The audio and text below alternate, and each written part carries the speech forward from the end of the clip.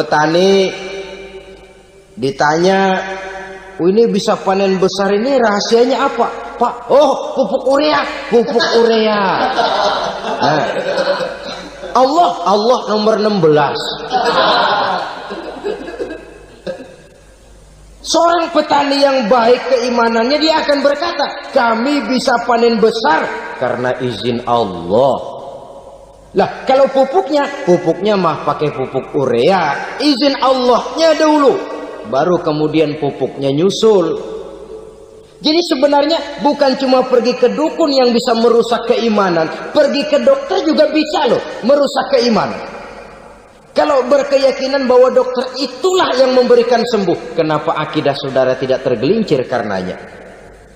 Dokter hanya memberikan obat dan resep, sembuh itu datangnya dari Allah. Ini yang diungkapkan lewat lisan Nabi Ibrahim alaihissalam, wa idza maridtu fahuwa yashfini. Apabila aku sakit, dialah Allah yang memberikan sembuh. Memberikan sembuh. Jangan juga menyalahartikan ayat ini. Ada ayat begini sakit terus nekat.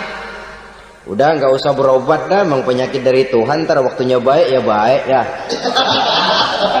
Udah ampek terus dah. Orang yang berobat saja belum tentu sembuh, apalagi yang tidak berobat. Sama juga orang nggak sembayang kita ajakin ngotot, lu juga yang sembayang belum tentu masuk surga katanya. Lah yang sembayang belum tentu masuk surga, bagaimana cengoran lu yang nggak sembayang?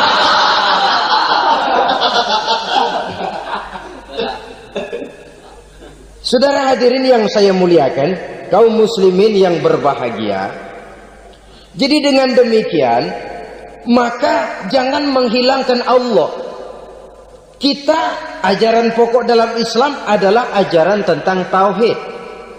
Nah, tauhid ini menyangkut mengesahkan Allah, baik di dalam zatnya, baik di dalam sifatnya, baik di dalam perbuatannya, baik di dalam beribadah kepadanya. Tauhid dalam ibadah itu ada. Tauhid dalam zat artinya zat Allah itu tidak tersusun, tidak terdiri dari bagian-bagian yang bisa dipecah-pecah. Ya seperti kita ini kan ada kepala, ada kaki, ada tangan. Allah tidak tersusun zatnya dari bagian-bagian. Esa zatnya tidak bisa dibagi-bagi. Esa sifatnya artinya Allah itu sifatnya tidak pernah berubah. Sejak dahulu sampai sekarang, Allah itu cinta kepada orang beriman yang melakukan kebaikan, dan Allah benci kepada orang kufur yang melakukan kejahatan. Mustahil satu saat Allah berubah. Orang kufur yang berbuat kejahatan didemenin, orang mukmin yang berbuat kebaikan dikeselin. Misalnya tahun 2000 Tuhan giliran jengkel sama orang mukmin. Itu mustahil. Dia esa di dalam sifatnya. Lain dengan sifat kita manusia. Sifat kita ini kan relatif. Ada saatnya kita senang, lain saat yang kita senang betul kita caci maki. Hari ini kita caci maki, besok kita puji. Lihat teman kaya, habis kita omongin, boleh jadi dia kaya. Kenapa? Dukunnya 36. Nah. Begitu kita habis caci maki begitu, dia datang ngasih duit sama kita. Cacian itu bisa berubah menjadi pujian. Lu ya emang bukan main dah. Sifat kita itu relatif, bisa terpengaruh oleh situasi dan kondisi. Saudara hadirin yang saya hormati, kaum muslimin yang berbahagia, Allah juga esa di dalam perbuatannya. Artinya di dalam menciptakan apapun yang akan diciptakan oleh Allah, di dalam melakukan apapun yang akan dilakukan oleh Allah, tidak terikat kepada faktor lain, tidak memerlukan bantuan lain. Dia adalah mutlak. Nah, kemudian kita mengesahkan Allah dalam zatnya, mengesahkan Allah dalam sifatnya, mengesahkan Allah dalam perbuatannya, belum tentu berarti kita mengesahkan Allah dalam ibadahnya.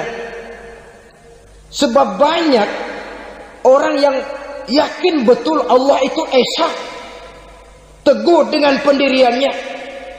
Tuhan lu siapa? Allah. Allah bagaimana? Esa. Bagaimana kalau dua? Kagak. Tiga? Enggak. Mantap. Soal tahlil paten. Tapi dalam ibadah kadang-kadang dia tidak mentauhidkan Allah. Ini makna wa ma umiru illa liya'budullaha mukhlisin. Kami tidak memerintahkan kepadamu kecuali untuk beribadah kepadaku, kata Allah, dengan ikhlas. Beribadah kepada Allah dengan ikhlas itu artinya apa? Beribadah hanya untuk Allah saja. Nah, kalau hanya untuk Allah saja, lalu kita minta berdoa di depan kuburan orang yang soleh, apa syirik? Tidak syirik.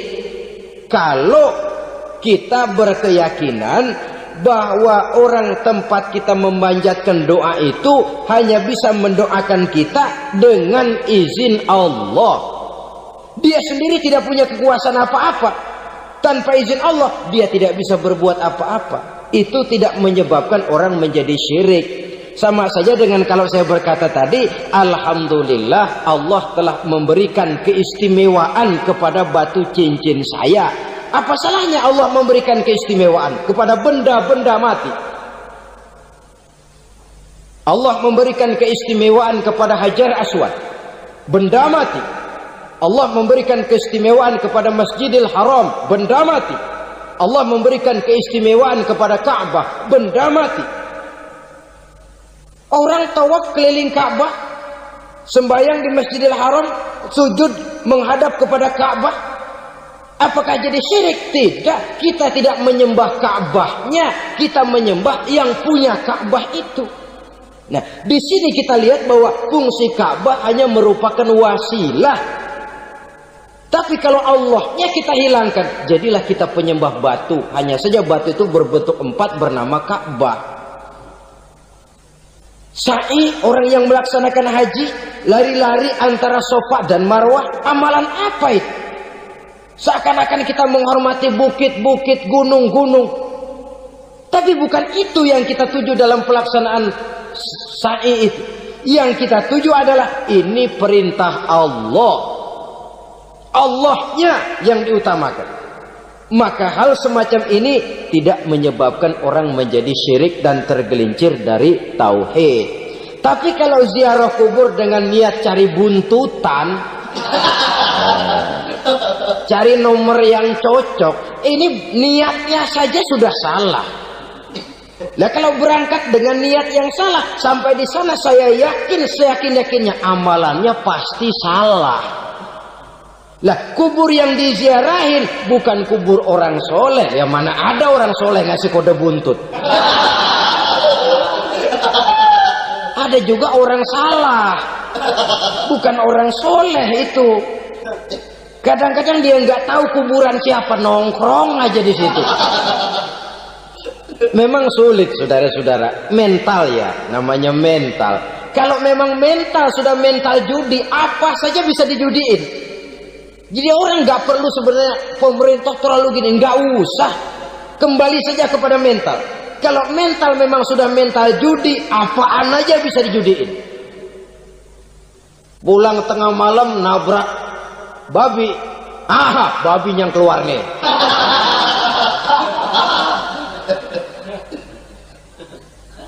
Mobil lewat, nomornya bisa dijudiin.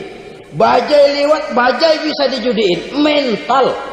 Kalau memang mental sudah mental judi, apapun saja bisa dijudikan. Saudara hadirin yang saya muliakan, lalu bagaimana dengan dukun? Ya, saudara hadirin, pergi ke dukun hakikatnya sama dengan pergi ke dokter.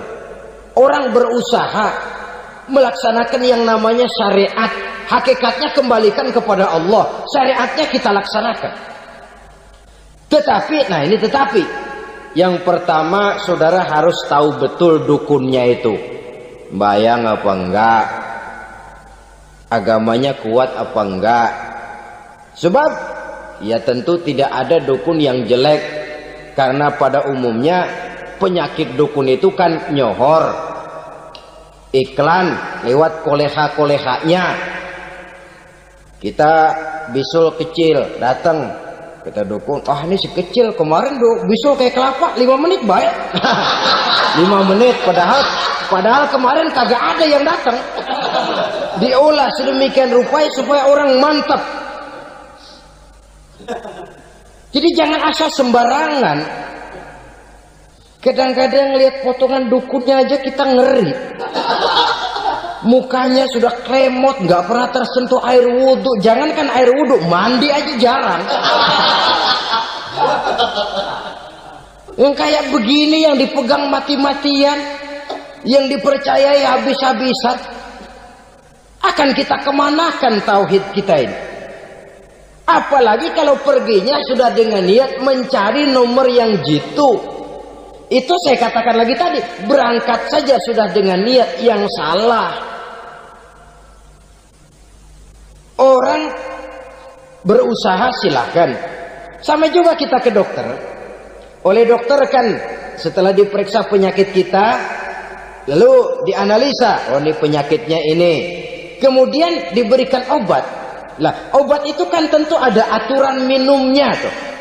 Yang kapsul ini sehari 3 kali, yang tablet ini sehari 2 kali. Kalau kita minumnya kelebihan, overdosis namanya.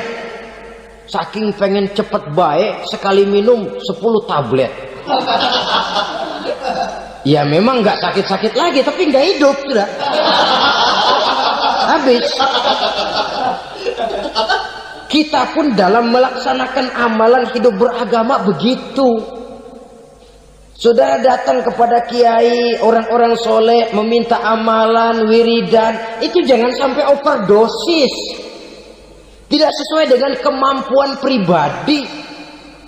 Wong masih SD sudah minta matematika kelas SMP, celeng.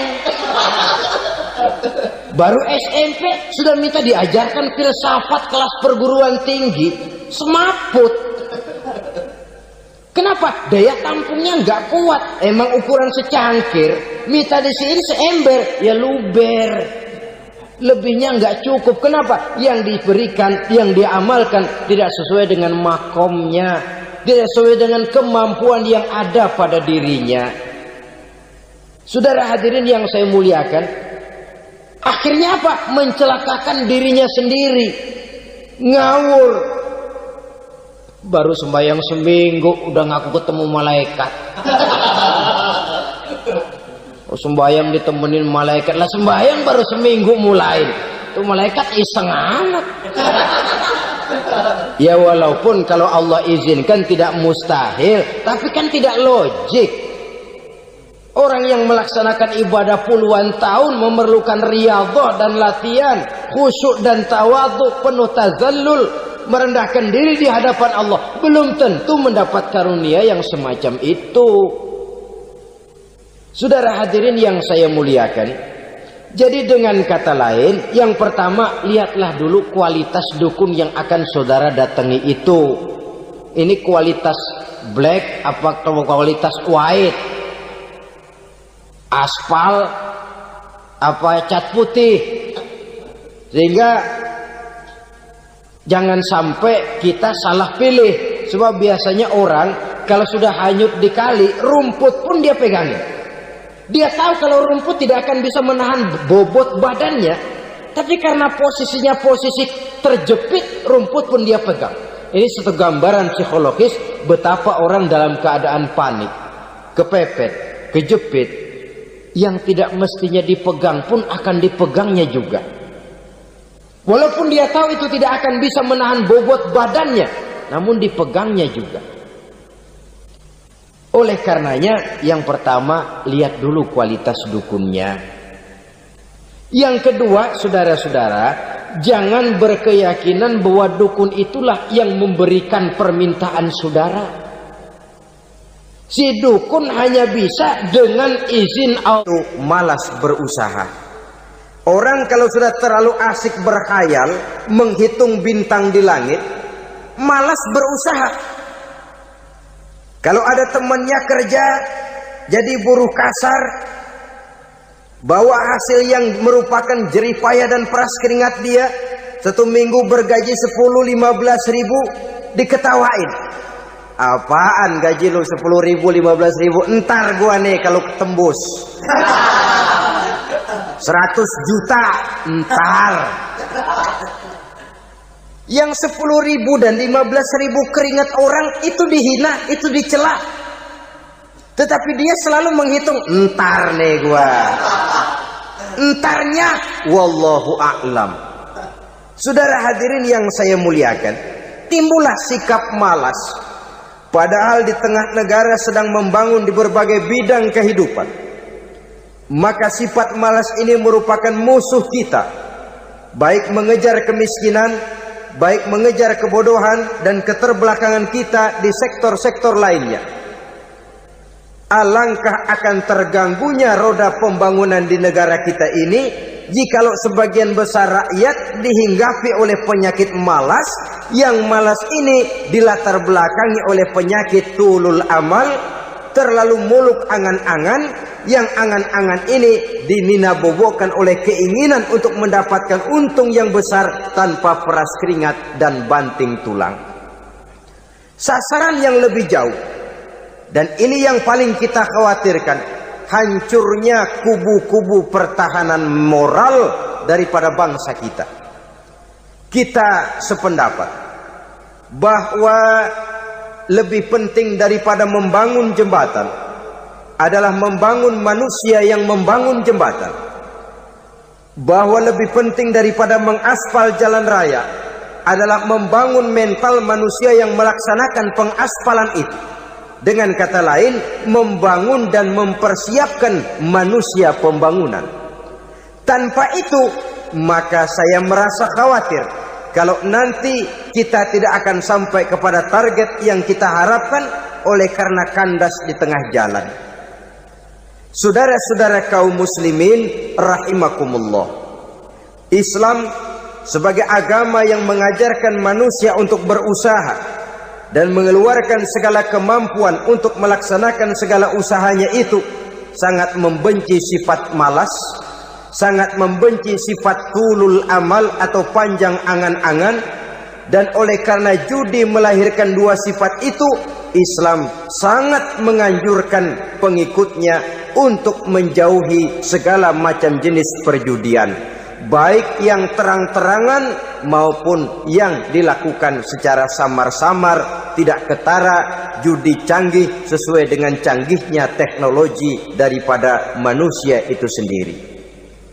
Ini adalah penyakit yang meracuni masyarakat manusia dari sejak berpribadi, bertetangga, berumah tangga, sampai kepada berbangsa dan bernegara.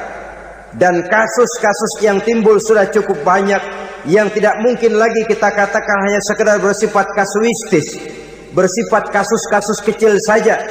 Sebelum riaknya naik ke permukaan, marilah kita membuat benteng untuk masing-masing pribadi muslim memelihara dan menjaga diri, jangan terseret dalam permainan yang bernama judi, apapun bentuknya, bagaimanapun cara dan ragamnya. Karena jelas bahayanya lebih besar daripada manfaatnya. Taruhlah kita barangkali kemarin-marin hanyut dalam arus perjudian, tetapi hendaknya kita bisa mengambil pelajaran bahwa seorang mukmin adalah seorang yang apabila dia melakukan kesalahan, dia segera sadar, dijadikannya pelajaran untuk tidak diulanginya lagi pada masa-masa yang akan datang. Dengan sikap semacam itu, kita tidak lagi akan mengulangi kesalahan-kesalahan lama, dan grafik kehidupan kita dari hari ke hari akan makin menunjukkan hal-hal yang baik dan positif adanya. Saudara-saudara kaum muslimin rahimakumullah, kalau ABRI masuk desa, rakyat beruntung. Kalau jaksa masuk desa, rakyat bahagia. Kalau koran masuk desa, rakyat ikut jadi cerdas. Tapi kalau judi masuk desa, rakyat kiamat. Pembangunan akan terbengkalai, roda perekonomian akan lesu. Karena mestinya orang membelanjakan uang untuk sesuatu yang dia perlukan, akhirnya dia belanjakan untuk sesuatu yang dia tidak perlukan, karena gambaran, khayalan akan mendapat keuntungan yang jauh lebih besar lagi. Padahal istilah orang-orang tua kita dulu, lebih baik makan singkong betulan daripada makan roti ngimpi.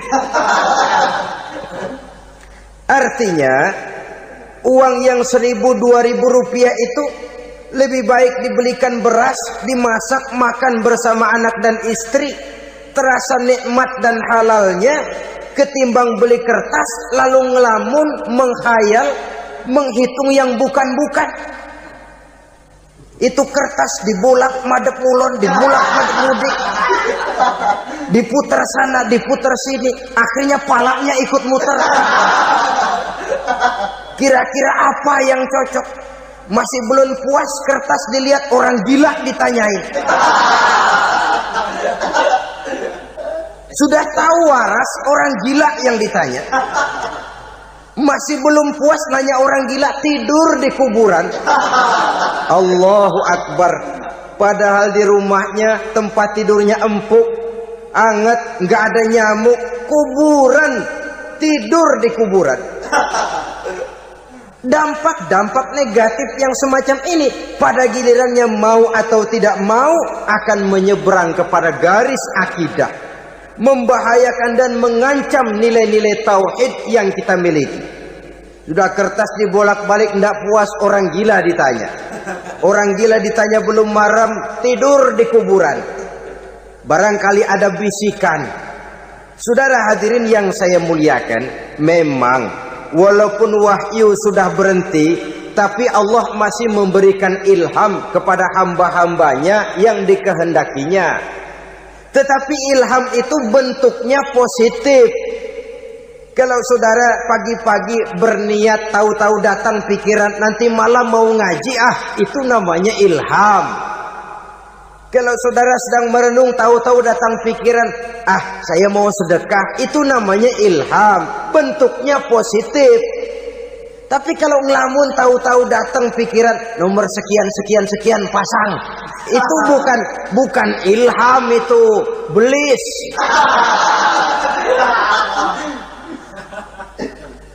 Saudara hadirin yang saya muliakan, tidak puas tidur di kuburan, cari yang lebih paten lagi, dukun ditanya. Nah, saya ingin menuduhkan persoalan. Apa tidak boleh orang ziarah kubur?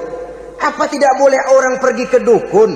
Ini dalam kaitannya dengan judi, karena ini penyakit yang sudah merajalela, mewabah di kalangan masyarakat kita di lapisan yang bawah ini. Saudara hadirin yang saya muliakan, ziarah kubur bukan saja boleh, malah dianjurkan oleh Nabi. Tetapi ziarah kubur yang dianjurkan oleh Nabi itu dengan tujuan pertama, agar orang ingat kepada mati. Kafa bil mauti wa'izah, kata Nabi. Cukup dengan mengingat mati menjadi pelajaran bagi kamu semua. Maka etikanya diajarkan, kalau saudara ziarah kubur, sampai di depan pintu kubur itu kan, Assalamualaikum ya ahlal kubur, wa inna insyaallahu bikum lahikun. Kami satu saat insya Allah pasti akan menyusul kamu. Kalau kamu sekarang berbaring di sini, satu saat kami akan berbaring di sini.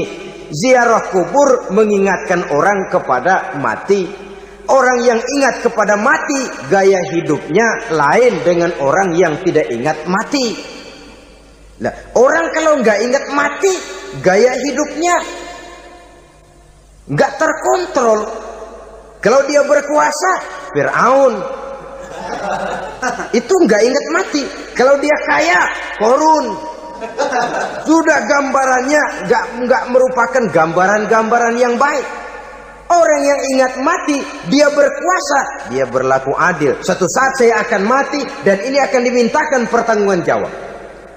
Orang kaya ingat mati, dia akan jadi pemurah. Kenapa? kalau saya diberikan ilmu, pertanyaan akhirat cuma satu, ilmumu kau amalkan untuk apa? Kalau saya diberikan umur panjang, pertanyaan akhirat cuma satu, umurmu kau habiskan di mana? Tapi jikalau saya diberikan harta, pertanyaan akhirat ada dua, hartamu kau dapat dari mana, kau belanjakan kemana?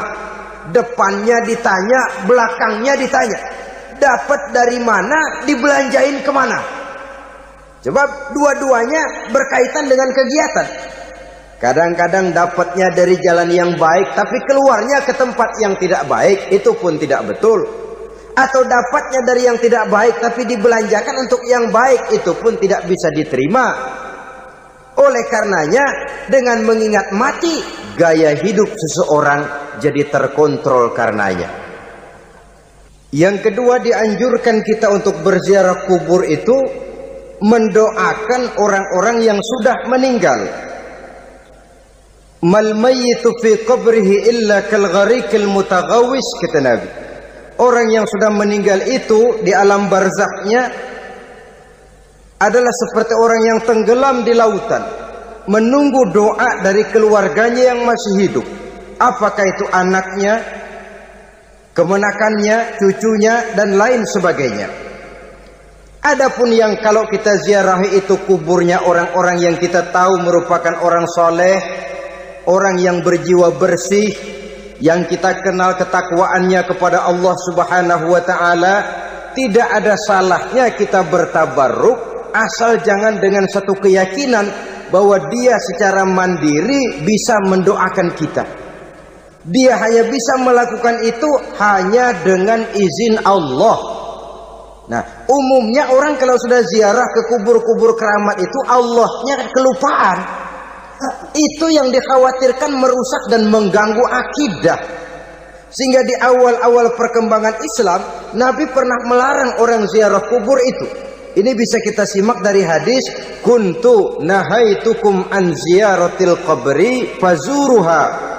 Dahulu aku pernah melarang kamu untuk ziarah kubur, adapun sekarang kalau mau ziarah, ziarahlah kamu. Kata-kata dulu aku pernah melarang kamu itu menggambarkan bahwa pada permulaan perkembangan Islam, nilai keimanan para sahabat masih rapuh, masih lemah, masih memerlukan pembinaan. Sehingga kalau mereka sering ke kubur, dikhawatirkan mereka minta kepada kubur. Nah, tetapi tatkala nilai keimanannya sudah mapan, sudah kuat, kata Rasul, fazuruha. Adapun sekarang kalau mau pergi berziarah, ziarahlah kamu. Saudara hadirin yang saya muliakan, jadi jangan melupakan Allah. Saya bisa saja berkata, kalau saya misalnya pakai cincin, lalu saya bilang, saya sejak pakai cincin ini, jangan anak gadis, nenek-nenek ngelihat saya lemes. Atau sejak pakai cincin ini, dagangan laris bener. Cincin itu yang menggelincirkan akidah. Untuk tidak tergelincir, orang harus tidak melupakan Allah. Dia bisa berkata, alhamdulillah, Allah memberikan keistimewaan kepada batu cincin saya. Batu cincinnya tidak apa-apa, Allah yang memberikan keistimewaan.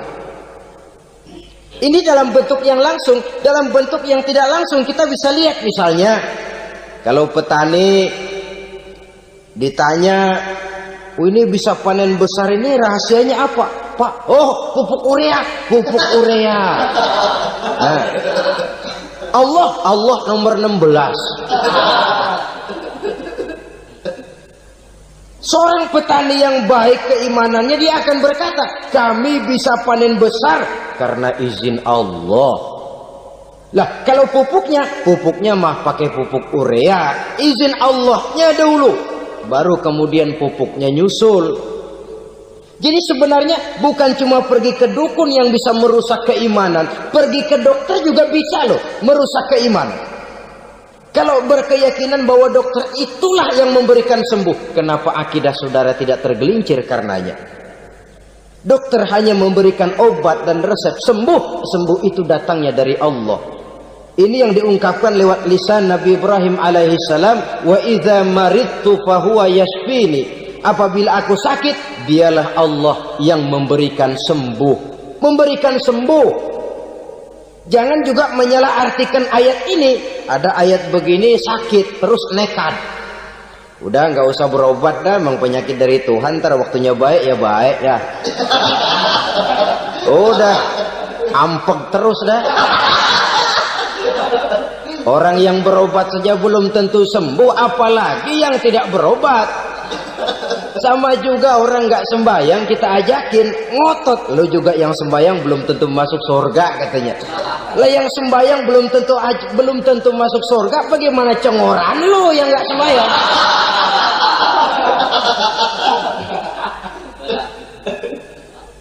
Saudara hadirin yang saya muliakan, kaum muslimin yang berbahagia. Jadi dengan demikian, maka jangan menghilangkan Allah. Kita, ajaran pokok dalam Islam adalah ajaran tentang tauhid. Nah, tauhid ini menyangkut mengesahkan Allah, baik di dalam zatnya, baik di dalam sifatnya, baik di dalam perbuatannya, baik di dalam beribadah kepadanya. Tauhid dalam ibadah itu ada. Tauhid dalam zat artinya zat Allah itu tidak tersusun, tidak terdiri dari bagian-bagian yang bisa dipecah-pecah. Ya seperti kita ini kan ada kepala, ada kaki, ada tangan.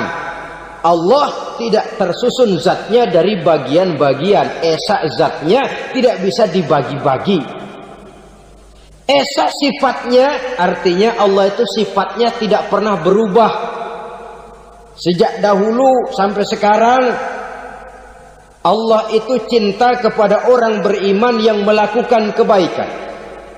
Dan Allah benci kepada orang kufur yang melakukan kejahatan. Mustahil satu saat Allah berubah.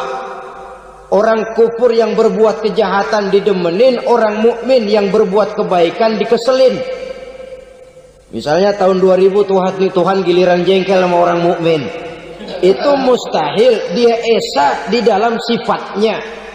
Lain dengan sifat kita manusia. Sifat kita ini kan relatif. Ada saatnya kita senang, lain saat yang kita senang betul kita caci maki. Hari ini kita caci maki, besok kita puji. Lihat teman kaya, habis kita omongin. Boleh jadi dia kaya, kenapa? Dukunnya 36. Begitu kita habis caci maki begitu, dia datang ngasih duit sama kita. Cacian itu bisa berubah menjadi pujian. Lu ya emang bukan main dah. Sifat kita itu relatif, bisa terpengaruh oleh situasi dan kondisi. Saudara hadirin yang saya hormati, kaum muslimin yang berbahagia, Allah juga esa di dalam perbuatannya. Artinya di dalam menciptakan apapun yang akan diciptakan oleh Allah, di dalam melakukan apapun yang akan dilakukan oleh Allah, tidak terikat kepada faktor lain, tidak memerlukan bantuan lain. Dia adalah mutlak. Nah, kemudian kita mengesahkan Allah dalam zatnya, mengesahkan Allah dalam sifatnya, mengesahkan Allah dalam perbuatannya. Belum tentu berarti kita mengesahkan Allah dalam ibadahnya. Sebab banyak orang yang yakin betul Allah itu esa, teguh dengan pendiriannya. Tuhan lu siapa? Allah. Allah bagaimana? Esa. Bagaimana kalau dua? Kagak. Tiga? Enggak. Mantap. Soal tahlil paten. Tapi dalam ibadah kadang-kadang dia tidak mentauhidkan Allah. Ini makna wa ma umiru illa liya'budullaha mukhlisin. Kami tidak memerintahkan kepadamu kecuali untuk beribadah kepadaku, kata Allah, dengan ikhlas. Beribadah kepada Allah dengan ikhlas itu artinya apa? Beribadah hanya untuk Allah saja. Nah, kalau hanya untuk Allah saja, lalu kita minta berdoa di depan kuburan orang yang soleh, apa syirik? Tidak syirik. Kalau kita berkeyakinan bahwa orang tempat kita memanjatkan doa itu hanya bisa mendoakan kita dengan izin Allah. Dia sendiri tidak punya kekuasaan apa-apa. Tanpa izin Allah, dia tidak bisa berbuat apa-apa. Itu tidak menyebabkan orang menjadi syirik. Sama saja dengan kalau saya berkata tadi, alhamdulillah Allah telah memberikan keistimewaan kepada batu cincin saya. Apa salahnya Allah memberikan keistimewaan kepada benda-benda mati? Dari Ibnu Abbas bahwa Rasulullah sallallahu alaihi wasallam bersabda, khamsun bi khamsin. Ada 5 perkara yang dapat menimbulkan 5 macam bencana. Mari kita renungi hadis ini satu demi satu sebagai bahan introspeksi buat kita semua dalam menghadapi bencana yang tengah berlaku sekarang ini. Yang pertama, manaqasa qaumul ahda illa sullita alaihim aduwwuhum. Apabila suatu kaum sudah mengingkari janjinya, maka mereka pun akan dikuasai oleh musuh-musuh mereka. Sederhana saja nampak kalimat dalam hadis ini. Apabila orang sudah mengingkari janji, mereka akan dikuasai oleh musuh-musuh mereka sendiri. Dan musuh kita yang paling utama saat ini adalah kemiskinan dan kebodohan. Kenapa itu terjadi? Karena kita mengingkari janji kita sendiri. Di saat awal-awal berdirinya Orde Baru, kita pernah berjanji untuk melaksanakan Pancasila dan Undang-Undang Dasar 45 secara murni dan konsekuen. Kita berjanji bahwa kita akan menegakkan pemerintah yang bersih dan berwibawa. Itu semua pada permulaannya. Waktu demi waktu berjalan, kita lupa dengan janji yang kita ucapkan itu. Ketuhanan yang Maha Esa kita ucapkan, tapi kesetanan yang luar biasa yang kita lakukan. Kemanusiaan yang adil dan beradab yang kita dengungkan, tetapi kemanusiaan zalim dan biadab yang kita praktekkan. Sederhana saja saudara, hampir setiap pejabat pada posisi-posisi kunci, di awal-awal ia memangku jabatan itu, biasanya ia mengucapkan sumpah dengan lafaz demi Allah, bahwa dalam melaksanakan jabatan ini saya tidak akan menerima hadiah atau pemberian dalam bentuk apapun. Itu pada permulaannya. Lama-lama rupanya hadiah itu asik juga, mulai diterima. Lama-lama dirasa kurang, mulai menagih. Dan akhirnya terjadilah praktek yang disebut suap menyuap, semir menyemir, dan lain sebagainya. Kalau ini sudah menjadi kenyataan, bagaimana kita mau menegakkan pemerintah yang bersih dan berwibawa? Undang-Undang Dasar 45 menyatakan bahwa bumi, air, dan seluruh kekayaan negara dikelola oleh negara bagi sebesar-besar kemakmuran rakyat. Yang terjadi adalah bahwa kita merasa mewakili rakyat untuk menikmati harta dan kekayaan negara, sehingga rakyat banyak tidak bisa ikut menikmatinya. Menumpuklah harta itu sehingga terjadilah pepatah, gunung ditimbun, sumur digali. Yang kaya semakin kaya, yang miskin semakin terpuruk. Kita ingkar dengan janji yang kita ucapkan di awal-awal kita bergerak. Kita ingkar dengan janji pada saat kita mengatakannya dengan menyebut nama Allah, dengan mempertaruhkan nama Tuhan, sehingga pada akhirnya jabatan pun mengalami tender. Sudah menjadi rahasia umum, orang mau jadi lurah mesti mengeluarkan uang, mau jadi camat mesti mengeluarkan uang, mau jadi wali kota, bupati, bahkan gubernur, itu ada pasarannya. Secara logika, kalau orang memperoleh satu jabatan karena banyak mengeluarkan uang, tentu pada saat ia mengeluarkan uang, ia sudah punya pemikiran, modal pasti pulang, modal pasti kembali. Kalau orang memperoleh suatu jabatan karena banyak mengeluarkan uang, maka langkah pertama yang dia lakukan setelah memangku jabatan itu ialah bagaimana uang bisa kembali, bagaimana modal bisa pulang. Kalau modal sudah pulang, pikiran berikutnya bagaimana supaya dapat untung. Lalu kapan mau bekerja untuk kepentingan rakyat? Itu nomor 18.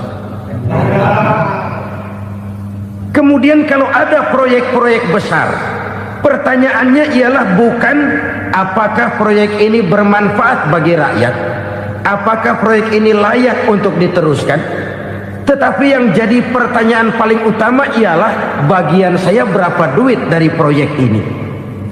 Kita bisa lihat proyek mega proyek lahan 1 juta hektar di Kalimantan Tengah, triliunan rupiah, dan proyek itu gagal. SD Impres bulan ini diresmikan, bulan depan retak.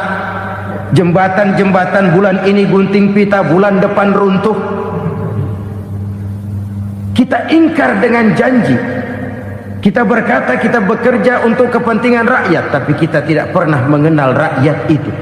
Apabila suatu kaum sudah mulai mengingkari janji, maka mereka akan dikuasai oleh musuh-musuh mereka. Akibatnya tersusunlah barisan-barisan sakit hati yang makin lama makin menjadi bola salju, menggelinding membesar, dan kemudian terjadilah hal-hal yang tidak kita inginkan lagi.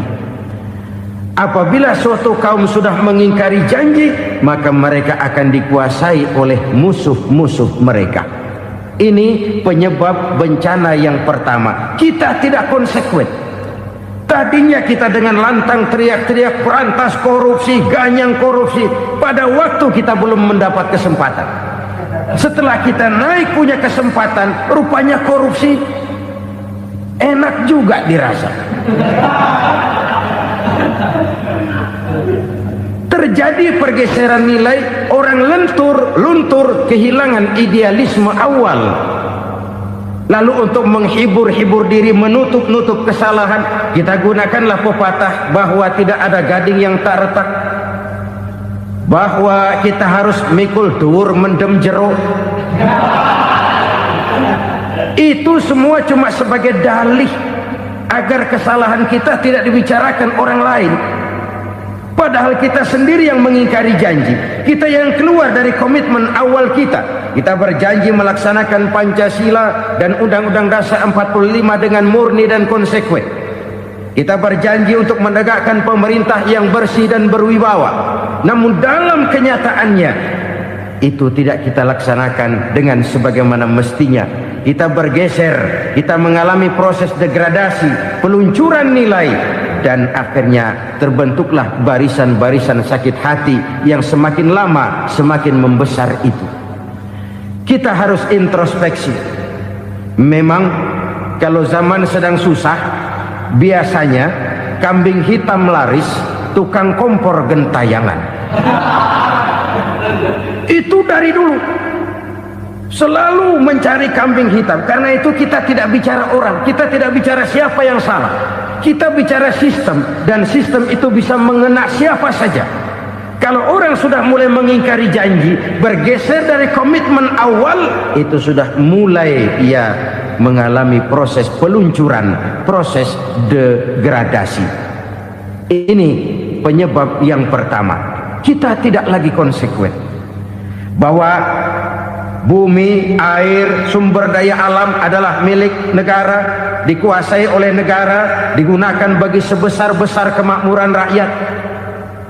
Ternyata rakyat yang makmur itu tidak merupakan gambaran yang menyeluruh dari rakyat kita. Undang-undang dasar kita menganut ekonomi kekeluargaan, tapi yang kita praktekkan adalah ekonomi keluarga. Kalau bukan keluarga nggak dapat proyek. Kalau bukan keluarga nggak dapat macam-macam. Kekeluargaan kita rubah menjadi keluarga, timbullah penyakit nepotisme. Kita bergeser, kita ingkari janji, dan kita anggap kita atasnamakan rakyat. Rakyat cuma sekedar jadi address, rakyat cuma sekedar jadi alamat, tetapi kehidupan mereka tidak banyak berubah dan tidak banyak terangkat. Kaum muslimin rahimakumullah, ini penyakit yang pertama, penyebab bencana yang pertama. Yang kedua kata Nabi, wa ma hakamu bighairi ma anzalallah, apabila hukum yang diterapkan sudah tidak lagi bersumber dari hukum Allah, illa fasha fihimul faqru, maka akan bertebaranlah kemiskinan di mana-mana. Ini artinya apa? Apabila hukum tinggal sebuah stempel, apabila hukum sudah diatur menurut kepentingan, apabila hukum sudah tidak lagi ditegakkan secara adil, maka kemiskinan merambah di mana-mana. Hukum diatur menurut selera orang yang sedang berkuasa, maka yang benar bisa jadi salah, yang salah bisa jadi benar. Hukum dalam kenyataan hidup berlaku seperti pisau. Pisau itu kan saudara lihat, yang namanya pisau dimanapun itu tajamnya ke bawah, ke atas tumpul. Kalau hukum itu, kalau untuk rakyat, hukum itu tajam bukan main, cepat sekali dilaksanakan. Tapi giliran menengah ke atas, yang gedean dikit berbuat salah, hukum tumpul. Hukum pura-pura tidak dengar, akibatnya terluka rasa keadilan rakyat. Satu kasus rakyat diam, dua kasus rakyat diam, tiga kasus rakyat diam, kasus terakumulasi di hati rakyat, luka rasa keadilan, dan itu menjadi sumber bencana. Penjarahan, kita tidak setuju itu, tapi kita harus melihat kausalnya. Itu kan tidak berdiri sendiri, itu kan karena terlukanya rasa keadilan rakyat, melihat kesempatan ini tidak merata. Kalau rakyat ini yang ngajukan kredit ke bank, walaupun jumlahnya cuma jutaan, ratusan ribu, susahnya 17 setan. Tapi ada orang-orang tertentu yang agunannya palsu, jaminannya palsu, bawa kata belece, bukan cuma miliaran, triliunan kredit bisa keluar. Terluka rasa keadilan, hilangnya kesempatan. Rakyat cuma dapat kesempitan, jarang dapat kesempatan. Dari lukanya rasa keadilan ini, memang ya entah lipstik, entah basa-basi, dibentuklah tim ini, dibentuklah badan pengawas ini, dibentuklah tim ini. Kalau membentur tahu, hancur tahu. Tapi kalau tim yang dibentuk membentur karang, bukan karangnya yang hancur biasanya, timnya yang bubar. Kenapa? Yang dibentur batu karang yang sangat keras. Kita main-main dengan hukum, kita tidak konsekuen dengan hukum, luka rasa keadilan, dan itu terakumulasi. Edi tamsil, rakyat tahu, terakumulasi, menguap begitu saja. Kasus-kasus lain rakyat tahu, menguap begitu saja. Ketidakadilan terakumulasi, mengendap di hati rakyat, menunggu ledakan. Pada saat sumbu meledak, rakyat tidak bisa dibendung lagi. Oke, kita tidak setuju dengan penjarahan, tapi jangan melihat itu sebagai peristiwa yang berdiri sendiri. Kenapa itu terjadi? Kausalnya kenapa? Oke, kita tidak setuju memang, tapi yang dijarah oleh rakyat kan memang cuma untuk perut. Yang dijarahkan beras, yang dijarahkan televisi, yang dijarahkan kulkas yang masih bisa dihitung, yang memang real untuk kebutuhan rakyat. Penjara-penjara berdasi kepala botak yang menguras uang rakyat habis-habisan, enak saja melenggang dalam kehidupan ini. Makin terluka rasa keadilan rakyat. Apabila hukum yang diterapkan sudah menyimpang dari keadilan yang diajarkan Allah, fasyafihimul fakru, bertebaranlah kemiskinan. Aneh, memalukan, memilukan. Sebuah negara agraris yang katanya pulaunya hijau royo-royo, Gemari Palau Jenawi Toto Tentem Kertora Harjo, yang tahun 93 pernah mendapat penghargaan dari FAO Badan Pangan Sedunia sebagai negara yang berhasil dalam swasembada pangan. Sekarang ini kita terpaksa betul beli beras dari Vietnam, beli beras ke Kamboja, beli kedelai dari Kamboja. Kenapa? Lahan sawah kita habis ditanami pabrik. Teknologi kita, teknologi loncatan yang non-applied, tidak terpakai oleh kita. Lantas lahan yang tidak bisa kita tanami, kita paksakan lahan-lahan gambut menjadi tanah pertanian yang subur dengan biaya triliunan dan kita gagal. Kita cari jarum dan kapak hilang. Kita mau jadi negara industri dengan loncatan teknologi yang maju, kita lupakan pola pijak kita sebagai negara agraris dan akhirnya kita kecolongan. Lihatlah dewasa ini. Rakyat kita antri sembako di mana-mana. Di sebuah negara agraris. Ketidakadilan melahirkan kemiskinan. Kemiskinan moral dan kemiskinan material. Kemiskinan moral, rakyat nggak percaya lagi sama pejabat. Rakyat mengalami krisis figur. Orang, alah lu ngomong dah sama ember.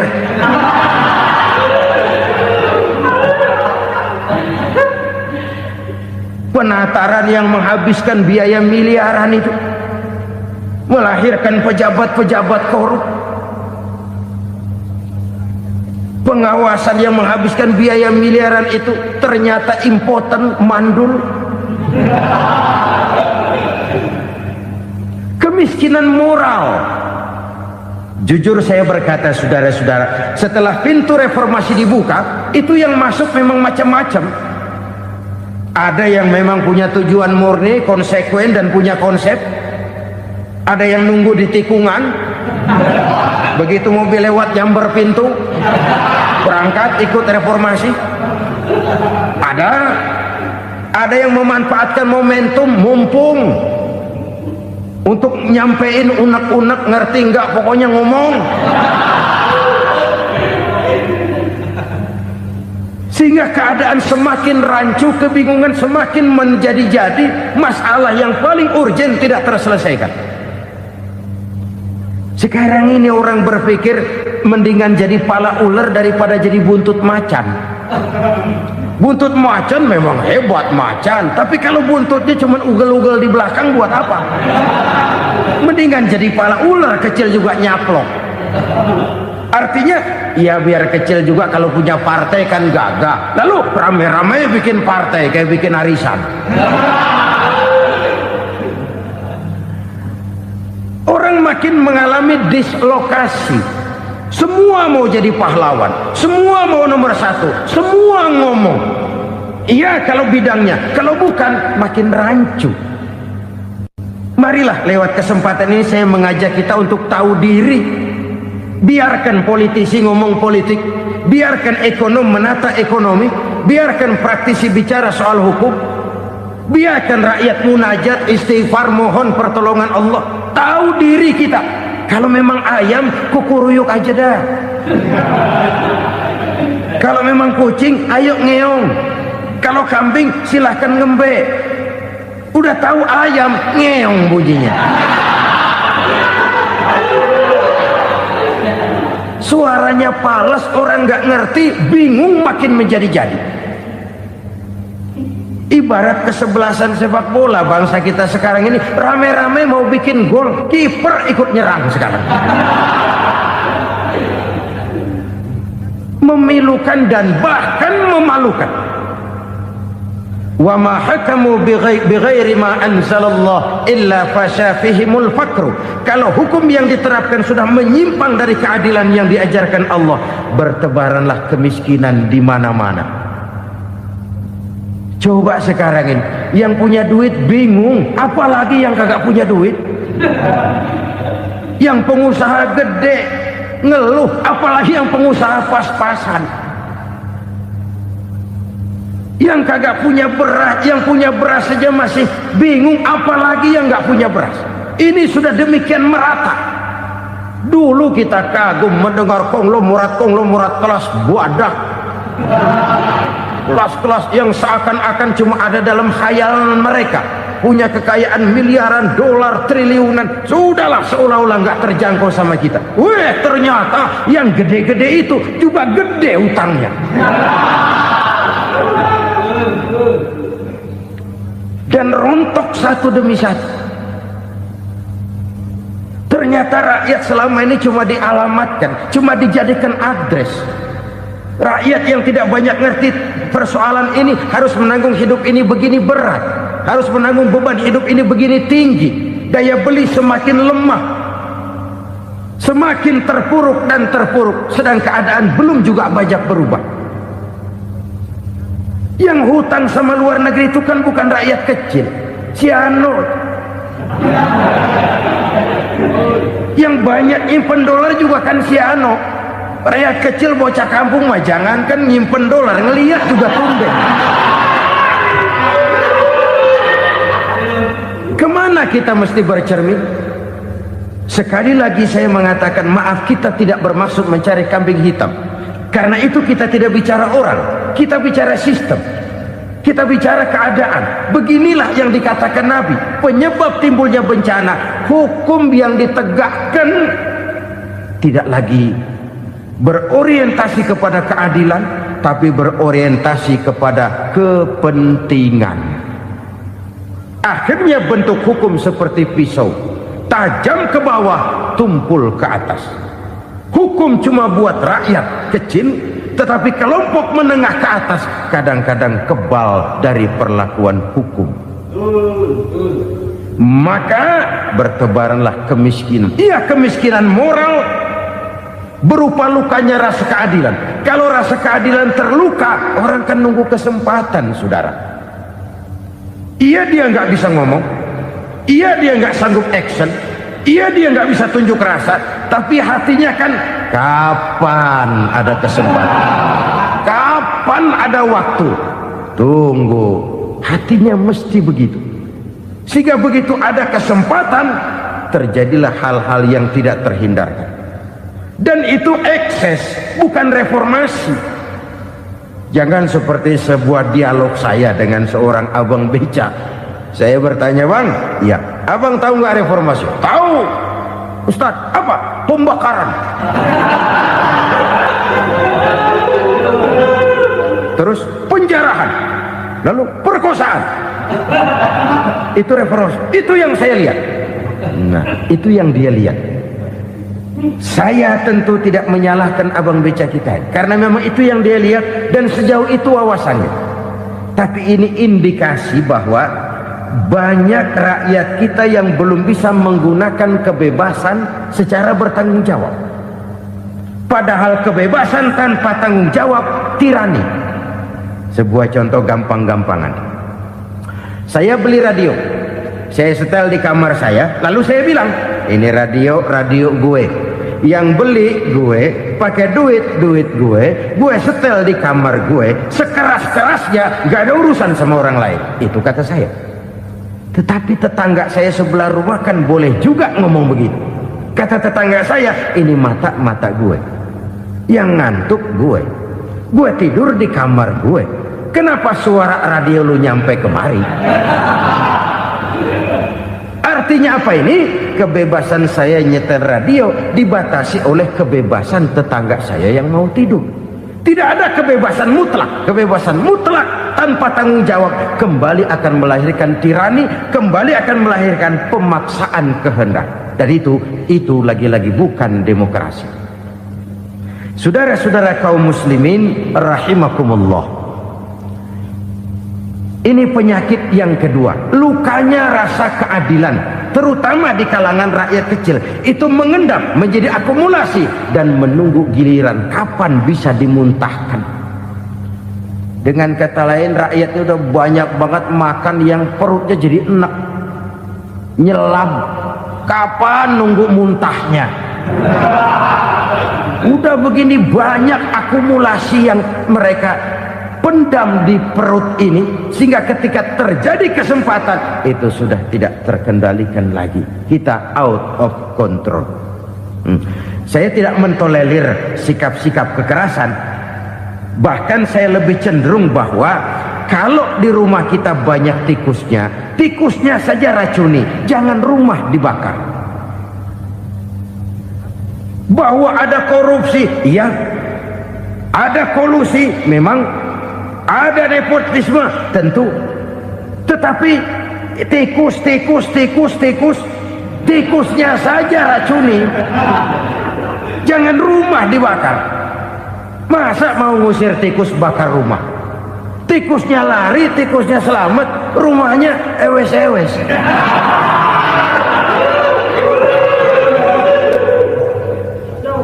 Tikus selamat, rumah nggak punya, masalah nggak terselesaikan dengan sebagaimana yang kita harapkan.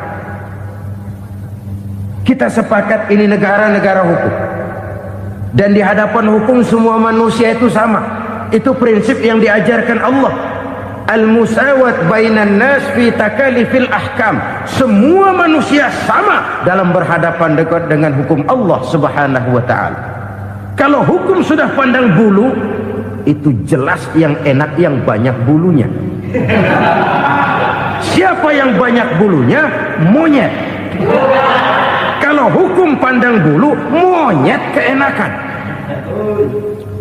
Saudara-saudara kaum muslimin rahimakumullah, introspeksi. Mari kita bercermin bagaimana perjalanan hukum selama ini.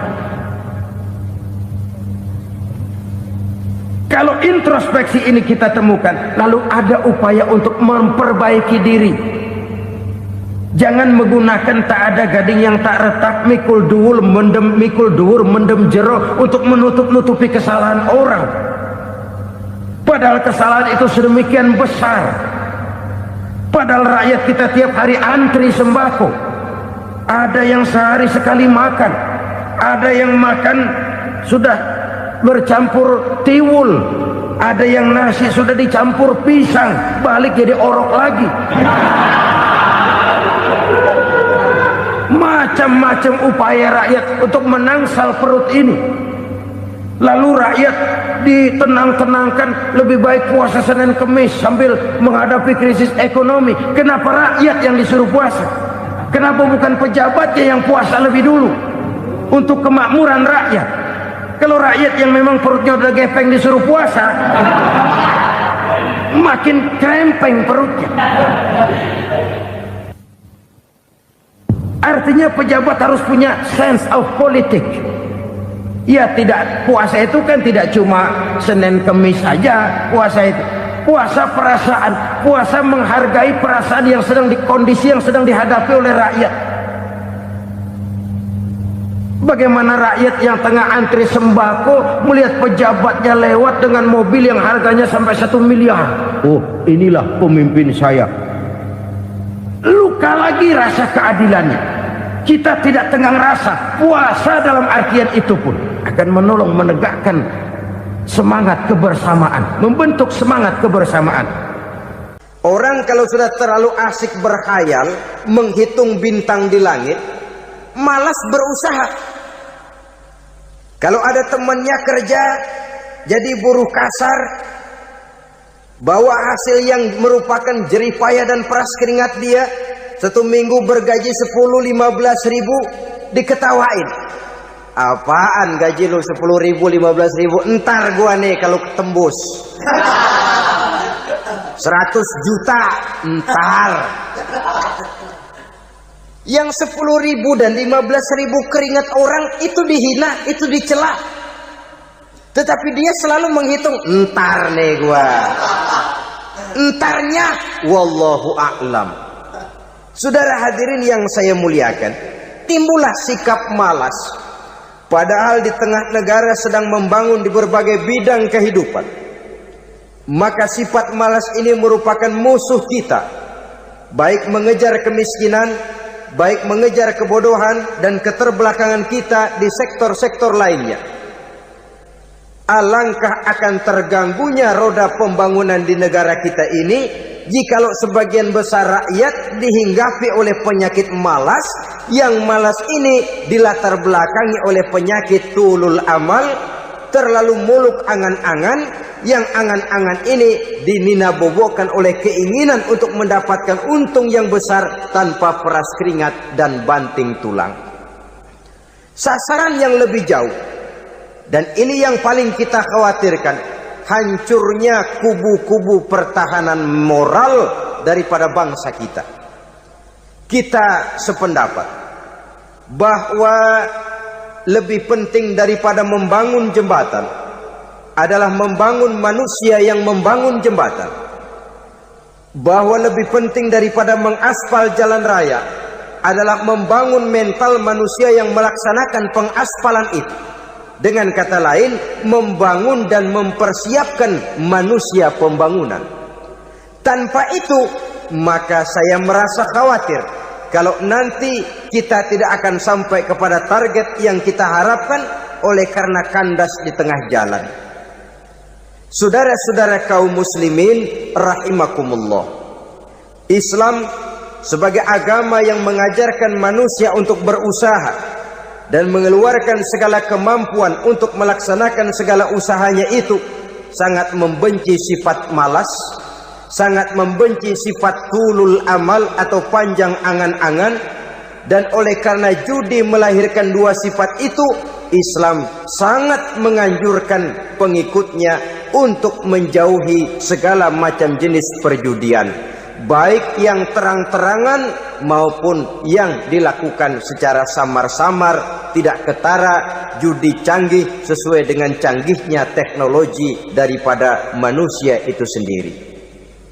Ini adalah penyakit yang meracuni masyarakat manusia dari sejak berpribadi, bertetangga, berumah tangga, sampai kepada berbangsa dan bernegara. Dan kasus-kasus yang timbul sudah cukup banyak, yang tidak mungkin lagi kita katakan hanya sekedar bersifat kasuistis, bersifat kasus-kasus kecil saja. Sebelum riaknya naik ke permukaan, marilah kita membuat benteng untuk masing-masing pribadi muslim memelihara dan menjaga diri, jangan terseret dalam permainan yang bernama judi, apapun bentuknya, bagaimanapun cara dan ragamnya. Karena jelas bahayanya lebih besar daripada manfaatnya. Taruhlah kita barangkali kemarin-marin hanyut dalam arus perjudian, tetapi hendaknya kita bisa mengambil pelajaran bahwa seorang mukmin adalah seorang yang apabila dia melakukan kesalahan, dia segera sadar, dijadikannya pelajaran untuk tidak diulanginya lagi pada masa-masa yang akan datang.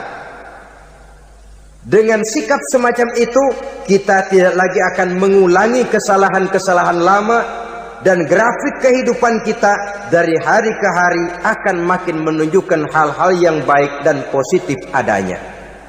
Saudara-saudara kaum muslimin rahimakumullah, kalau ABRI masuk desa, rakyat beruntung. Kalau jaksa masuk desa, rakyat bahagia. Kalau koran masuk desa, rakyat ikut jadi cerdas. Tapi kalau judi masuk desa, rakyat kiamat. Pembangunan akan terbengkalai, roda perekonomian akan lesu. Karena mestinya orang membelanjakan uang untuk sesuatu yang dia perlukan, akhirnya dia belanjakan untuk sesuatu yang dia tidak perlukan, karena gambaran, khayalan akan mendapat keuntungan yang jauh lebih besar lagi. Padahal istilah orang-orang tua kita dulu, lebih baik makan singkong betulan daripada makan roti ngimpi. Artinya uang yang 1.000-2.000 rupiah itu lebih baik dibelikan beras, dimasak, makan bersama anak dan istri, terasa nikmat dan halalnya, ketimbang beli kertas lalu ngelamun, menghayal, menghitung yang bukan-bukan. Itu kertas dibolak madep ulon, dibolak madep mudik, diputar sana, diputar sini, akhirnya palanya ikut muter. Kira-kira apa yang cocok? Masih belum puas, kertas dilihat, orang gila ditanyain.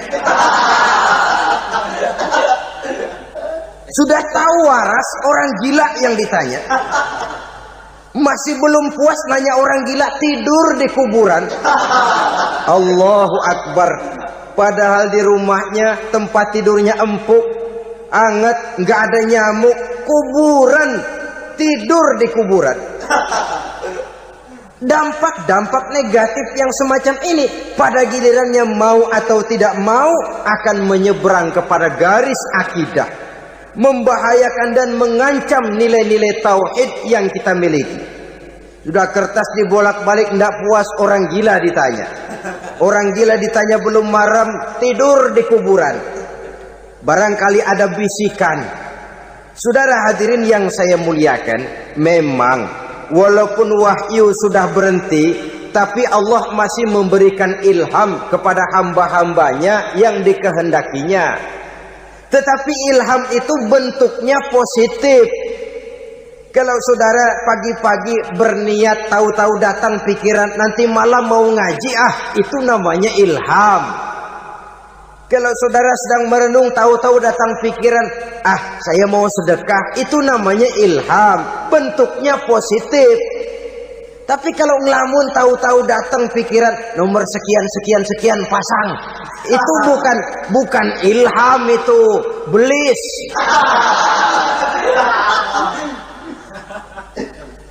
Saudara hadirin yang saya muliakan, tidak puas tidur di kuburan, cari yang lebih paten lagi, dukun ditanya. Nah, saya ingin menuduhkan persoalan. Apa tidak boleh orang ziarah kubur? Apa tidak boleh orang pergi ke dukun? Ini dalam kaitannya dengan judi, karena ini penyakit yang sudah merajalela, mewabah di kalangan masyarakat kita di lapisan yang bawah ini. Saudara hadirin yang saya muliakan, ziarah kubur bukan saja boleh, malah dianjurkan oleh Nabi. Tetapi ziarah kubur yang dianjurkan oleh Nabi itu dengan tujuan pertama, agar orang ingat kepada mati. Kafa bil mauti wa'izah, kata Nabi. Cukup dengan mengingat mati menjadi pelajaran bagi kamu semua. Maka etikanya diajarkan, kalau saudara ziarah kubur sampai di depan pintu kubur itu kan, Assalamualaikum ya ahlal kubur wa inna insyaallahu bikum lahikun. Kami satu saat insya Allah pasti akan menyusul kamu. Kalau kamu sekarang berbaring di sini, satu saat kami akan berbaring di sini. Ziarah kubur mengingatkan orang kepada mati. Orang yang ingat kepada mati, gaya hidupnya lain dengan orang yang tidak ingat mati. Nah, orang kalau nggak ingat mati, gaya hidupnya nggak terkontrol. Kalau dia berkuasa, Fir'aun. Itu nggak ingat mati. Kalau dia kaya, Korun. Sudah gambarannya nggak merupakan gambaran-gambaran yang baik. Orang yang ingat mati, dia berkuasa, dia berlaku adil. Suatu saat saya akan mati dan ini akan dimintakan pertanggungan jawab.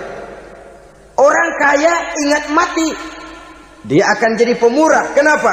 Kalau saya diberikan ilmu, pertanyaan akhirat cuma satu, ilmumu kau amalkan untuk apa? Kalau saya diberikan umur panjang, pertanyaan akhirat cuma satu, umurmu kau habiskan di mana? Tapi jikalau saya diberikan harta, pertanyaan akhirat ada dua, hartamu kau dapat dari mana, kau belanjakan kemana? Depannya ditanya, belakangnya ditanya, dapat dari mana, dibelanjain kemana? Sebab dua-duanya berkaitan dengan kegiatan.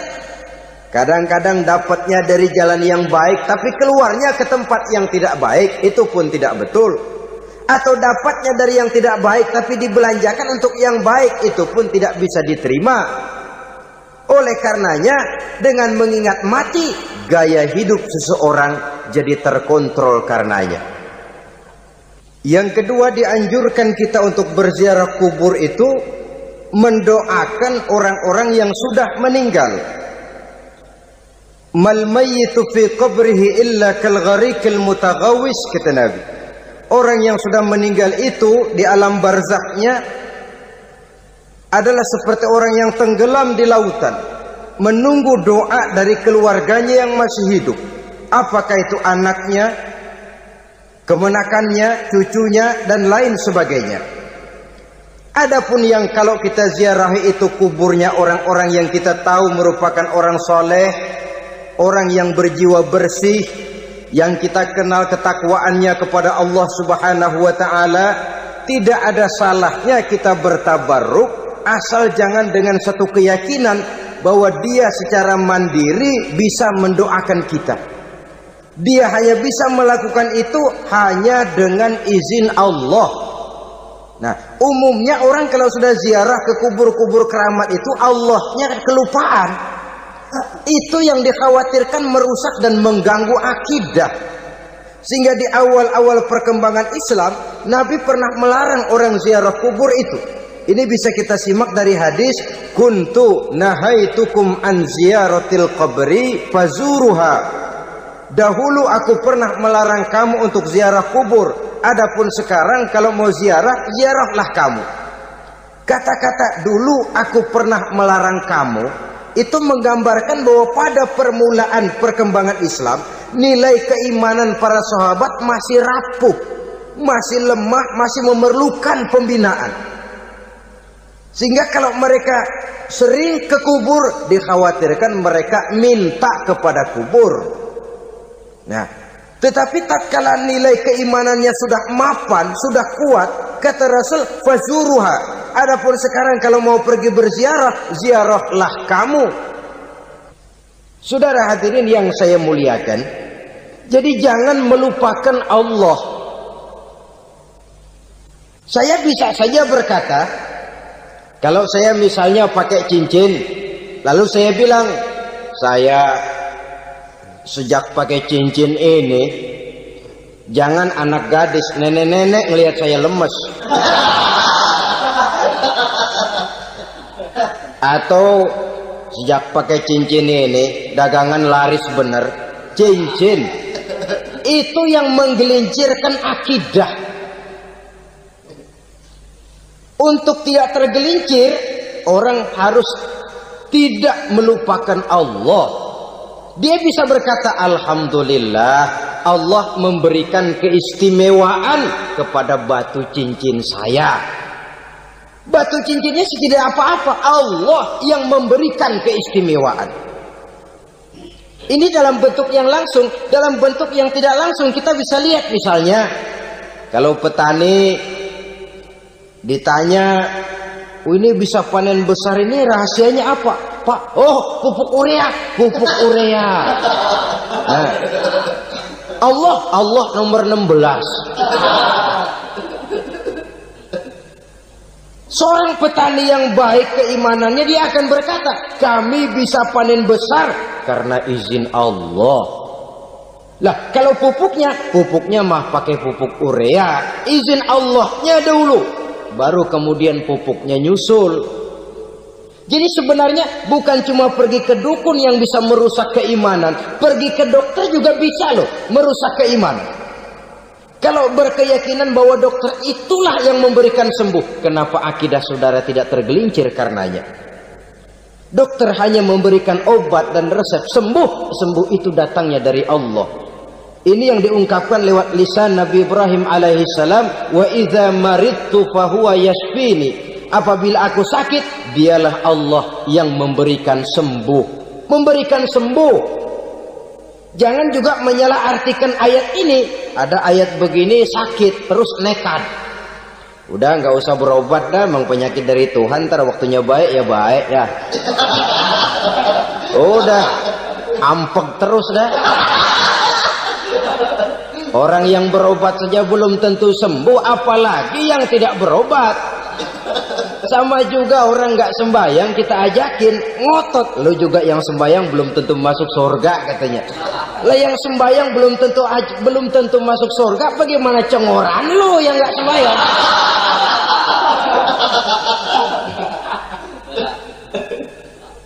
Saudara hadirin yang saya muliakan, kaum muslimin yang berbahagia.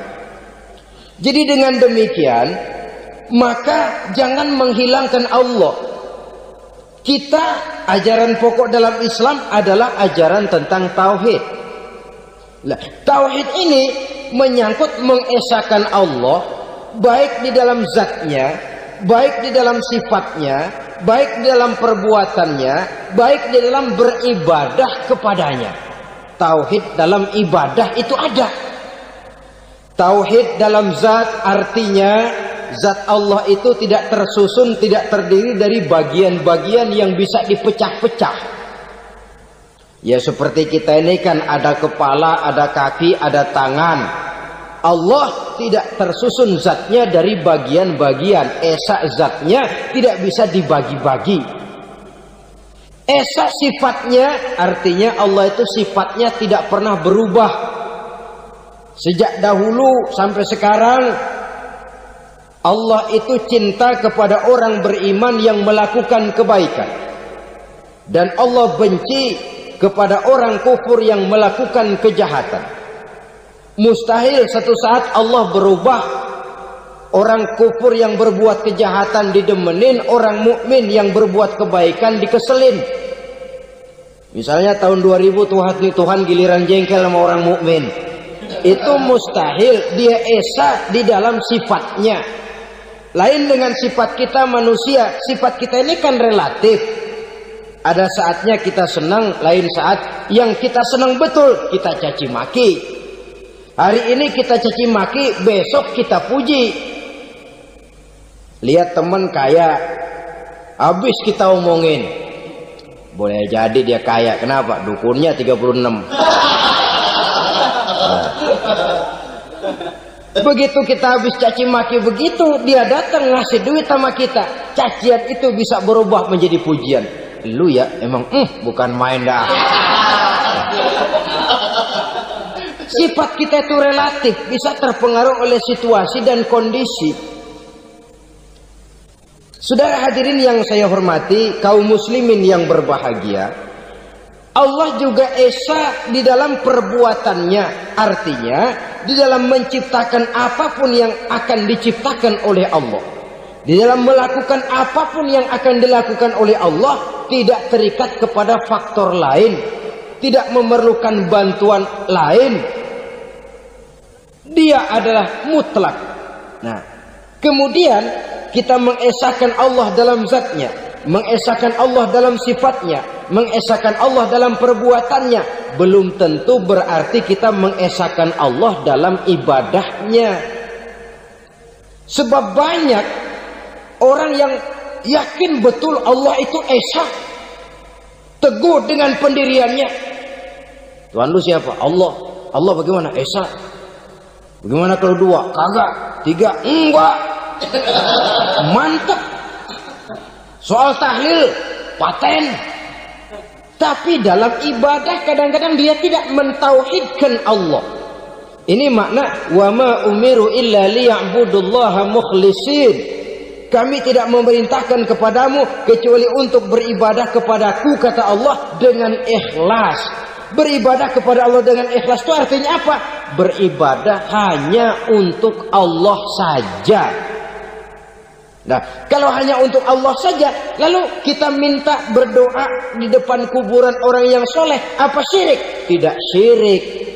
Kalau kita berkeyakinan bahwa orang tempat kita memanjatkan doa itu hanya bisa mendoakan kita dengan izin Allah. Dia sendiri tidak punya kekuasaan apa-apa. Tanpa izin Allah dia tidak bisa berbuat apa-apa. Itu tidak menyebabkan orang menjadi syirik.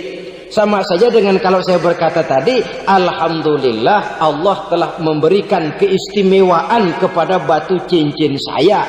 Apa salahnya Allah memberikan keistimewaan kepada benda-benda mati? Allah memberikan keistimewaan kepada Hajar Aswad, benda mati. Allah memberikan keistimewaan kepada Masjidil Haram, benda mati. Allah memberikan keistimewaan kepada Ka'bah, benda mati. Orang tawaf keliling Ka'bah, sembahyang di Masjidil Haram, sujud menghadap kepada Ka'bah.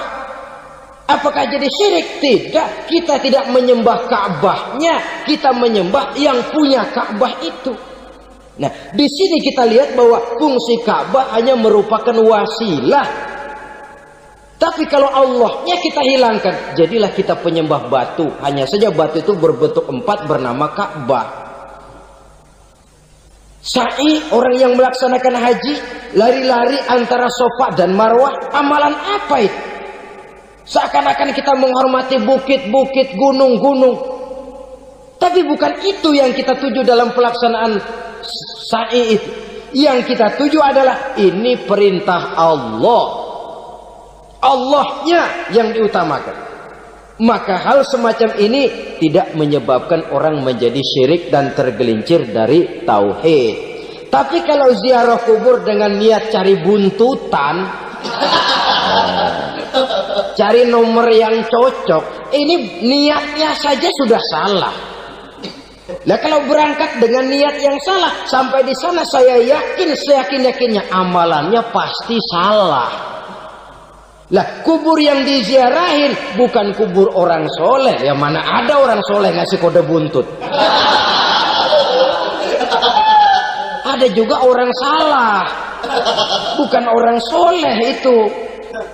Kadang-kadang dia nggak tahu kuburan siapa, nongkrong aja di situ. Memang sulit, saudara-saudara. Mental ya, namanya mental. Kalau memang mental sudah mental judi, apa saja bisa dijudiin. Jadi orang nggak perlu sebenarnya pemerintah terlalu gini, nggak usah. Kembali saja kepada mental. Kalau mental memang sudah mental judi, apaan aja bisa dijudiin. Pulang tengah malam nabrak babi, babi yang keluar nih.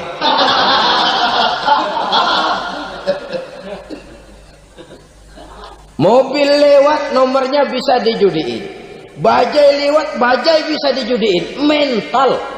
Kalau memang mental sudah mental judi, apapun saja bisa dijudikan. Saudara hadirin yang saya muliakan, lalu bagaimana dengan dukun? Ya, saudara hadirin, pergi ke dukun hakikatnya sama dengan pergi ke dokter. Orang berusaha melaksanakan yang namanya syariat, hakikatnya kembalikan kepada Allah. Syariatnya kita laksanakan. Tetapi, nah ini tetapi, yang pertama saudara harus tahu betul dukunnya itu bayang apa enggak, agamanya kuat apa enggak. Sebab ya tentu tidak ada dukun yang jelek, karena pada umumnya penyakit dukun itu kan nyohor, iklan lewat koleha-kolehanya. Kita bisul kecil datang, kita dukun, ini si kecil kemarin bisul kayak kelapa 5 menit baik. 5 menit padahal kemarin kagak ada yang datang. Diolah sedemikian rupa supaya orang mantap. Jadi jangan asal sembarangan. Kadang-kadang lihat potongan dukunnya aja kita ngeri. Mukanya sudah kremot, nggak pernah tersentuh air wudhu. Jangankan air wudhu, mandi aja jarang. Yang kayak begini yang dipegang mati-matian, yang dipercayai habis-habisan, akan kita kemanakan tauhid kita ini? Apalagi kalau perginya sudah dengan niat mencari nomor yang jitu. Itu saya katakan lagi tadi, berangkat saja sudah dengan niat yang salah. Orang berusaha silahkan. Sama juga kita ke dokter. Oleh dokter kan setelah diperiksa penyakit kita, lalu dianalisa, oh ini penyakitnya ini. Kemudian diberikan obat. Lah, obat itu kan tentu ada aturan minumnya tuh. Yang kapsul ini sehari 3 kali, yang tablet ini sehari 2 kali. Kalau kita minumnya kelebihan, overdosis namanya. Saking pengen cepet baik, sekali minum 10 tablet. Ya memang nggak sakit-sakit lagi, tapi nggak hidup sudah. Habis. Kita pun dalam melaksanakan amalan hidup beragama begitu.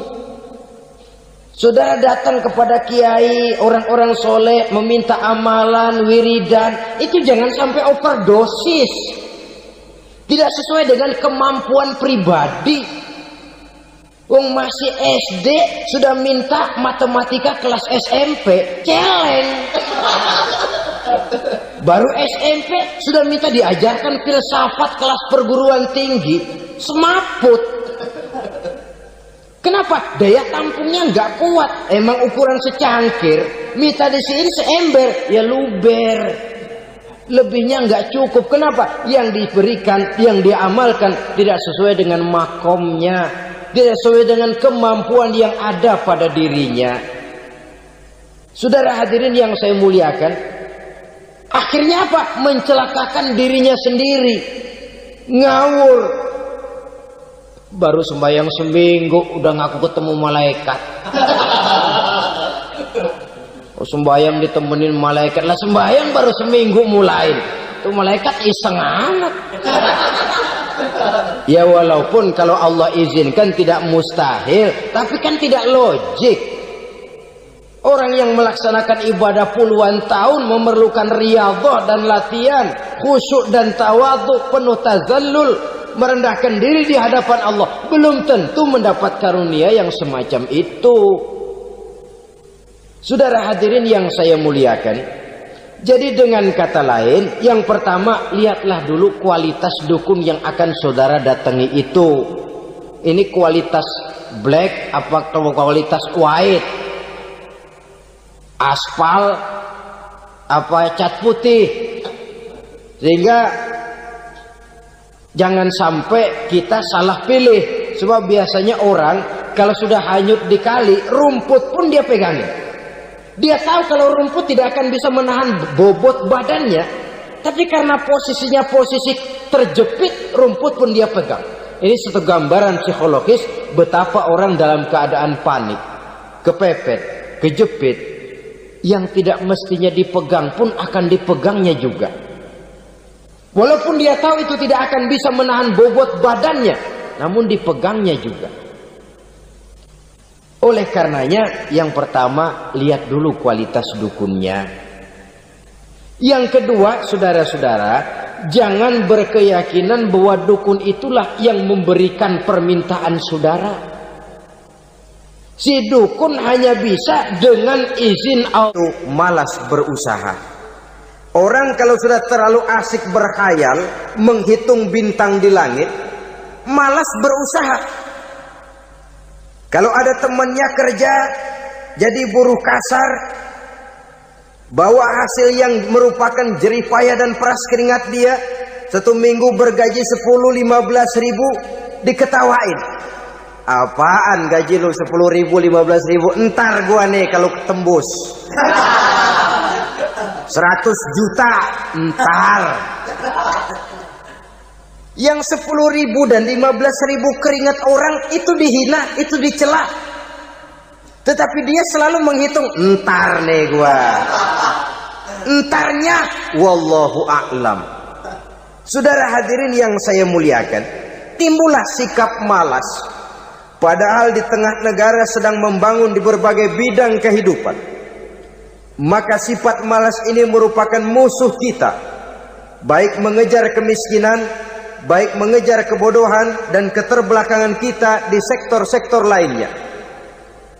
Alangkah akan terganggunya roda pembangunan di negara kita ini jikalau sebagian besar rakyat dihinggapi oleh penyakit malas, yang malas ini dilatar belakangi oleh penyakit tulul amal, terlalu muluk angan-angan, yang angan-angan ini dininabobokan oleh keinginan untuk mendapatkan untung yang besar tanpa peras keringat dan banting tulang.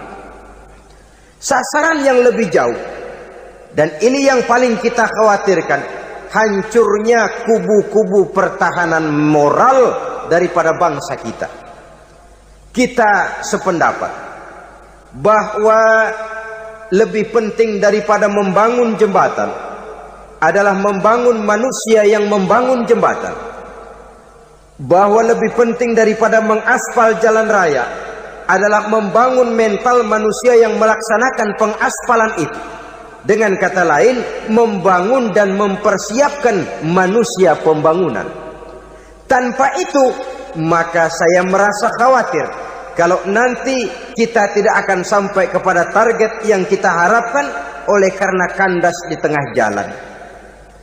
Saudara-saudara kaum muslimin rahimakumullah, Islam sebagai agama yang mengajarkan manusia untuk berusaha dan mengeluarkan segala kemampuan untuk melaksanakan segala usahanya itu, sangat membenci sifat malas, sangat membenci sifat tulul amal atau panjang angan-angan. Dan oleh karena judi melahirkan dua sifat itu, Islam sangat menganjurkan pengikutnya untuk menjauhi segala macam jenis perjudian, baik yang terang-terangan maupun yang dilakukan secara samar-samar, tidak ketara, judi canggih sesuai dengan canggihnya teknologi daripada manusia itu sendiri. Ini adalah penyakit yang meracuni masyarakat manusia dari sejak berpribadi, bertetangga, berumah tangga, sampai kepada berbangsa dan bernegara. Dan kasus-kasus yang timbul sudah cukup banyak, yang tidak mungkin lagi kita katakan hanya sekedar bersifat kasuistis, bersifat kasus-kasus kecil saja. Sebelum riaknya naik ke permukaan, marilah kita membuat benteng untuk masing-masing pribadi muslim memelihara dan menjaga diri, jangan terseret dalam permainan yang bernama judi, apapun bentuknya, bagaimanapun cara dan ragamnya. Karena jelas bahayanya lebih besar daripada manfaatnya. Taruhlah kita barangkali kemarin-marin hanyut dalam arus perjudian, tetapi hendaknya kita bisa mengambil pelajaran bahwa seorang mukmin adalah seorang yang apabila dia melakukan kesalahan, dia segera sadar, dijadikannya pelajaran untuk tidak diulanginya lagi pada masa-masa yang akan datang. Dengan sikap semacam itu, kita tidak lagi akan mengulangi kesalahan-kesalahan lama, dan grafik kehidupan kita dari hari ke hari akan makin menunjukkan hal-hal yang baik dan positif adanya. Saudara-saudara kaum muslimin rahimakumullah, kalau ABRI masuk desa, rakyat beruntung. Kalau jaksa masuk desa, rakyat bahagia. Kalau koran masuk desa, rakyat ikut jadi cerdas. Tapi kalau judi masuk desa, rakyat kiamat. Pembangunan akan terbengkalai, roda perekonomian akan lesu. Karena mestinya orang membelanjakan uang untuk sesuatu yang dia perlukan, akhirnya dia belanjakan untuk sesuatu yang dia tidak perlukan, karena gambaran, khayalan akan mendapat keuntungan yang jauh lebih besar lagi. Padahal istilah orang-orang tua kita dulu, lebih baik makan singkong betulan daripada makan roti ngimpi. Artinya uang yang 1.000-2.000 rupiah itu lebih baik dibelikan beras, dimasak, makan bersama anak dan istri, terasa nikmat dan halalnya, ketimbang beli kertas lalu ngelamun, menghayal, menghitung yang bukan-bukan. Itu kertas dibolak madep ulon, dibolak madep mudik, diputer sana, diputer sini, akhirnya palanya ikut muter. Kira-kira apa yang cocok? Masih belum puas, kertas dilihat, orang gila ditanyain. Sudah tahu waras, orang gila yang ditanya. Masih belum puas, nanya orang gila, tidur di kuburan. Allahu Akbar. Padahal di rumahnya tempat tidurnya empuk, anget, nggak ada nyamuk. Kuburan, tidur di kuburan. Dampak-dampak negatif yang semacam ini pada gilirannya mau atau tidak mau akan menyeberang kepada garis akidah, membahayakan dan mengancam nilai-nilai tauhid yang kita miliki. Sudah kertas dibolak-balik, tidak puas, orang gila ditanya. Orang gila ditanya belum maram, tidur di kuburan. Barangkali ada bisikan. Saudara hadirin yang saya muliakan, memang walaupun wahyu sudah berhenti, tapi Allah masih memberikan ilham kepada hamba-hambanya yang dikehendakinya. Tetapi ilham itu bentuknya positif. Kalau saudara pagi-pagi berniat, tahu-tahu datang pikiran nanti malam mau ngaji, itu namanya ilham. Kalau saudara sedang merenung, tahu-tahu datang pikiran, saya mau sedekah, itu namanya ilham, bentuknya positif. Tapi kalau ngelamun, tahu-tahu datang pikiran nomor sekian sekian sekian pasang, itu bukan ilham, itu belis.